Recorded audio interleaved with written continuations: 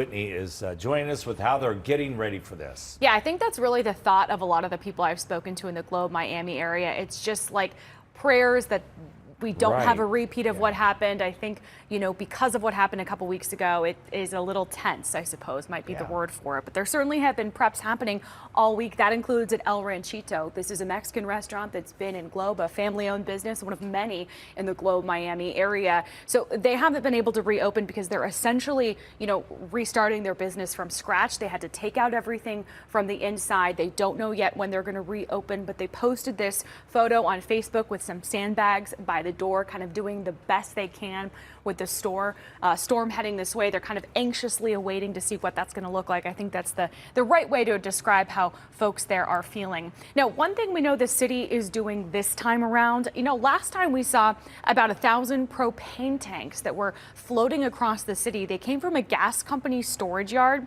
So ahead of the storms this week, the city of Globe posting this photo saying that they're moving propane tanks to higher ground to make sure that they don't see that same problem again. One of the questions we had was whether they were empty or they were full. We didn't really get a clear answer on that. Either way, they can be destructive if they're flowing through town, if the roads get flooded once again. So there's a lot of cities right now, Phoenix, all across the valley, that are handing out sandbags. One really helpful piece of advice the city of Globe posted was how to stack sandbags properly to make sure they protect your home. One piece of advice: lay some plastic sheeting if you can between your house and also the first row of bags. That way you can really seal out the water. If you have this tarp here, you have the sandbags up against the wall, up against the door, you know that it's not going to get in, even if it seeps past those sandbags. So some really helpful advice as well with this.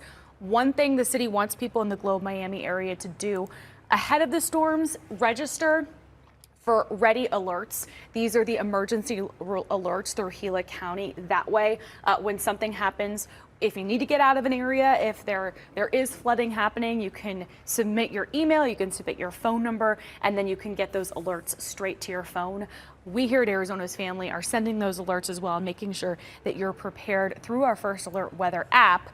We've been following this really closely for you all week. If you go to our website, azfamily.com, you'll hear more about how the city is preparing, where you can get sandbags still if you want to do some preparation. So it's just one of those things. I think it's an anxious time for people there, and certainly, hopefully, everyone stays safe. And it's always worth repeating: turn around, don't drown. Keep those alerts and whatnot in mind as the weekend progresses. We're all keeping our fingers crossed that they don't get hit. Yeah. Thank you, Whitney. Yep. So